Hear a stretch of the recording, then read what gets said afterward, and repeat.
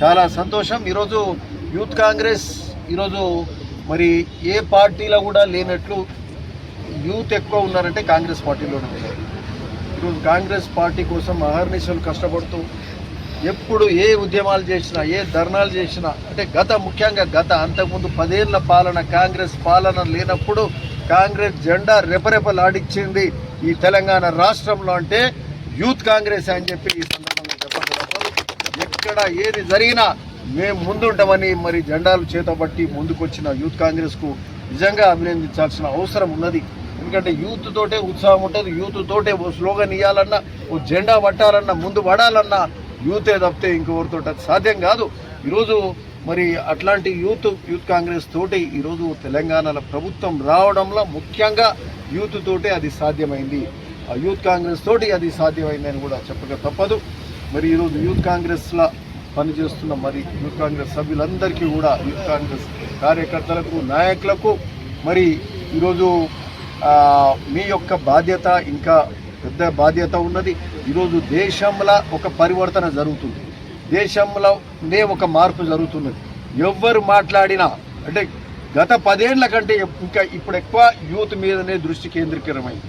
మొన్న ఢిల్లీలో నీటి మీద అక్కడ జంతర్ మంతర్ దగ్గర ధర్నాలు చేస్తుంటే ఏ విధంగా దేశ యూత్ యావత్తు కూడా దృష్టి దేశం మొత్తం అందరి దృష్టి అక్కడనే ఉండే. దానికి ఆ ఉద్యమానికి మూల కారకులు ఎవరంటే యూతే. ఈ జన్జీ అంటున్నారు. ఆ జన్జీ తోటే ఈరోజు ఎవరు చూడు జన్జీ అంటారు, నెక్స్ట్ జన్ ఆల్ఫా అంటారు. వీళ్ళతోటి ఈ దేశం ముందుకు నడవబోతుంది. ఈ దేశం ఒక డెవలప్డ్ కంట్రీగా ముందుకు పోతున్న సందర్భంగా మరి రాజకీయంగా ఒక పరివర్తన కానీ మార్పులు కానీ దేశంలో సమూలమైన మార్పులు తీసుకొచ్చి ఒక అభివృద్ధి చెందిన దేశంగా ముందుకు పోవడానికి కానీ మరి యూత్ తోటి అది సాధ్యం. ఈరోజు నీట్ లీక్ అరికట్టాలని ధర్నాలు చేసి మరి ప్రభుత్వమే దిగివచ్చి నరేంద్ర మోడీ గారే స్వయాన దిగివచ్చి మన మంత్రి ధర్మేంద్ర ప్రధాన్ విద్యాశాఖ మంత్రిని రిజైన్ చేసే కార్యక్రమం ఎవరితోటి కాలే, ఇది ఓన్లీ యూత్ తోటి అయింది. దానికి మళ్ళీ రాహుల్ గాంధీ గారు రంగంలో దిగినాకనే మరి మోడీ దిగొచ్చుండు. ఇది కాంగ్రెస్ పార్టీ విజయం కానీ మరి యువత విజయం అని ఈ సందర్భంగా చెప్పక తప్పదు. కాబట్టి రానున్న కాలంలో యూత్దే, మొత్తం యూత్దే. ఇదే ఎక్కడ ప్రపంచ దేశాలలో ఎక్కడ కూడా యూత్ ఎక్కువ లేరు. ఓన్లీ మన భారతదేశంలో యూత్ దాదాపు ఒక 35-40% యూతే మన జనాభాలో 35-40% ఉన్నారు. కాబట్టి మరి రానున్న భవిష్యత్ అంతా మీదే.